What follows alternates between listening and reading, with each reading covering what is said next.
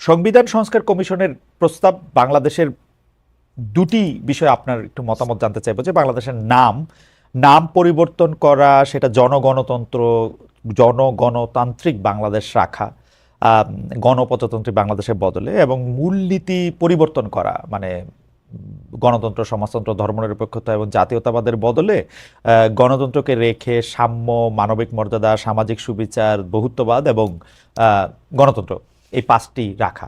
এই দুইটার ব্যাপারে আপনার একটু মতামত শুনতে চাই। আমরা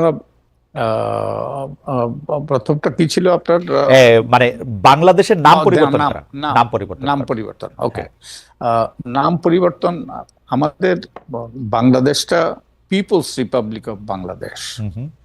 তো এটার যে বাংলা করা হয়েছে, ইনফ্যাক্ট আমাদের মূল সংবিধানটা তো ইংরেজিতে লেখা হয়েছিল, তারপর সেটা বাংলা করা হয়েছে, এবং দুর্ভাগ্যবশত এই বাংলাটা কিন্তু সঠিক বাংলা ছিল না। যেমন অনেক জায়গায় যে গুরুতর ওই যে কি বলে এটা, ঠিক সঠিক বাংলা হয়নি ইংরেজির। যেমন স্থানীয় সরকারকে করেছে স্থানীয় শাসক, পাবলিক সার্ভিসে করেছে জনগণের কার্য। ঠিক তেমনি ভাবে যে পিপলস রিপাবলিক অফ বাংলাদেশ এটাই করেছে যে গণপ্রজাতন্ত্রী বাংলাদেশ, প্রজাতন্ত্র, প্রজা। তা আমরা তো একটা স্বাধীন দেশে, আমরা রাজা প্রজার সম্পর্ক নেই, এখানে কেউ প্রজা নই, আমরা সবাই এই দেশের নাগরিক, মালিক। তো আমার মনে হয় এই যে ভ্রান্তিটা, এই যে অনুবাদে যে ভ্রান্তিটা, এটা সংশোধন করা দরকার। তো এই আমার মনে হয় এটাই বেস্ট ওই অল্টারনেটিভ, যে এর চেয়ে ভালো আমি তো কোনো অল্টারনেটিভ ভাবতে পারি না। এবং কেউ যদি ভালো অল্টারনেটিভ আসতে, মানে এর চেয়ে ভালো অল্টারনেটিভ যদি কেউ নিয়ে আসতে পারে, প্রস্তাব করতে পারে, আমি নিশ্চিত এগুলো বিবেচনা নেওয়া হবে। তার মানে কি জনাব বদিউল আলম মজুমদার, মানে আমাদের ইংরেজি নামটা পিপলস রিপাবলিক অফ বাংলাদেশই থাকতেছে, অনুবাদটার ব্যাপারে জনগণতান্ত্রিক বাংলাদেশ এরকম প্রস্তাব করা হয়েছে? আমি নিশ্চিত বলতে পারবো না, কারণ এটা আমাদের প্রস্তাব নয়। তো সম্ভবত তাই না, আপনি নিশ্চয়ই দেখেছেন, মানে আপনাকে তো পেয়েছি বলে এইটাও একটু জানতে চাচ্ছি যে আর মানে গণতান্ত্রিক বাংলাদেশ না বলে জনগণতান্ত্রিক বাংলাদেশ বলার কি কোনো কারণ আছে? মানে এই দুটো গণতান্ত্রিক বাংলাদেশ তো গণতন্ত্রের প্রক্রিয়া, ওকে, যে প্রক্রিয়ার মাধ্যমে একটা গণতান্ত্রিক রাষ্ট্র প্রতিষ্ঠিত হয়, একটা প্রক্রিয়ার মাধ্যমে। তো এটা তো আমরা একটা বাংলাদেশের জনগণকে, সব জনগণকে নিয়ে যে বাংলাদেশ, তাকে আমরা ওই আখ্যায়িত করছি এই শব্দ দিয়ে। আমারে অনুবাদ করতে দিলে তো আমি জনগণের বাংলাদেশ করতাম, মানে মানে যেহেতু আমরা মালিক, সংবিধানেও বলা হচ্ছে যে আমরাই মালিক, তো আমি তো তাই। এবং এই প্রস্তাব বহুদিন থেকে আছে, বহুদিন থেকে দাবি করা হচ্ছে, এবং বহু রকম অসঙ্গতি আছে এই যে আমাদের বাংলা ভার্সনের মধ্যে। তো এগুলো আমার মনে হয় আমাদের সুযোগ এসছে এগুলোকে পরিচ্ছন্ন করার, এগুলোকে ক্লিন আপ করার। ওকে, এই মূলনীতির প্রসঙ্গে আসি। মানে মূলনীতিটা তো নিশ্চয়ই আপনি দেখেছেন যে 4টি মূলনীতির বদলে 5টি মূলনীতির প্রস্তাব করা হয়েছে, শুধু গণতন্ত্রকে ঠিক রেখে। বাকি 4টি বলা হচ্ছে যে 3টির বদলে 4টি: সাম্য, মানবিক মর্যাদা, সামাজিক সুবিচার এবং বহুত্ববাদ। আপনার মতামত শুনে আমি আমার প্রশ্নটি করতে চাই আর কি, যে আপনি মনে করেন আমাদের মুক্তিযুদ্ধটা হয়েছিল কেন? মুক্তিযুদ্ধে সেখানে যেই মুক্তিযুদ্ধের যে দলিল, ঘোষণা, সেই ঘোষণাতে কিন্তু এই 4টি জিনিসে ছিল।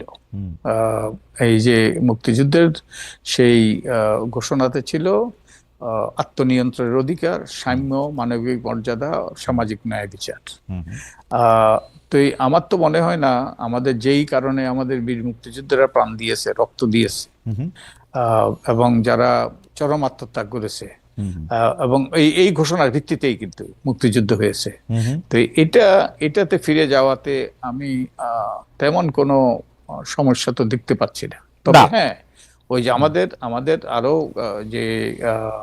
যে ধর্মনিরপেক্ষতা এবং জাতীয়তাবাদ এগুলো নিয়ে বিতর্ক হইতেই পারে। এই প্রস্তাবগুলো দেওয়া হয়েছে যাতে এখন মানুষ তাদের মতামত দিতে পারে এবং তার ভিত্তিতে একটা সিদ্ধান্ত পৌঁছতে পারে।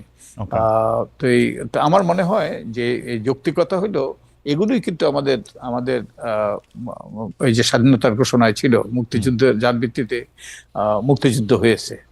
তো আমি তো যৌক্তিকতা দেখি, এবং অন্যগুলো নিয়ে বিতর্ক হবে এবং একটা আমরা সিদ্ধান্তে পৌঁছবো জাতি হিসেবে, আমি আশা করি। ওকে, এমনি কি আপনি আপনি নিজেও মুক্তিযুদ্ধের মধ্যে তা আপনার অংশগ্রহণ ছিল, আপনি এই শব্দগুলি যেগুলি বলছেন, যেগুলি মূলনীতি হিসেবে এই সাম্য, মানবিক মর্যাদা, সামাজিক সুবিচার, এগুলি একটা আরেকটা থেকে কিভাবে আলাদা? মানে মানে আমি জানি যে এটা নিয়ে নিশ্চয়ই আপনি বিস্তারিত বলতে পারবেন, কিন্তু আপনার কাছে কি এগুলো আলাদা মনে হয়? আমার কাছে তো সাম্য, মানবিক মর্যাদা, সামাজিক সুবিচার মানে একটা বললে আর একটা বলতে লাগে না, এরকম লাগে। হ্যাঁ, আমরা তো এমন একটা বাংলাদেশ সৃষ্টি করেছিলাম, যেই বাংলাদেশ পাকিস্তানের আমলের যেই যেই ব্যবস্থা ছিল তার থেকে ভিন্ন। আমাদের মধ্যে অসাম্য ছিল, আমাদের মর্যাদাহীনতা ছিল, এবং সোশ্যাল জাস্টিস ছিল না, সোশ্যাল জাস্টিস ছিল না। ওগুলোই কিন্তু তখন তখন গুরুত্বপূর্ণ বিষয় ছিল। আমাদের আত্মনিয়ন্ত্রণের অধিকার হরণ করা হয়েছিল। যে বাংলাদেশ আওয়ামী লীগ নির্বাচনে জিতেছিল, তখন তো বাংলাদেশ আওয়ামী লীগ ছিল না, তখন আওয়ামী লীগ নির্বাচনে জিতেছিল, কিন্তু সেই তাদেরকে ক্ষমতায় যেতে বিরত করা হয়েছে। তো ওই প্রেক্ষাপটটা আমাদের মনে রাখতে হবে। এবং আমাদের যে বিজ্ঞ যারা আমাদের স্বাধীনতার ঘোষণাপত্র প্রণয়ন করেছেন, তারা চিন্তা ভাবনা করে এটা করেছেন। তা আমার মনে হয় সেই প্রেক্ষাপটে আমাদের এই জন্যই ঘোষণাটা গুরুত্বপূর্ণ। ঘোষণাটা কোন প্রেক্ষাপটে এই ঘোষণাটা এসছে, সেটা মনে রাখা গুরুত্বপূর্ণ।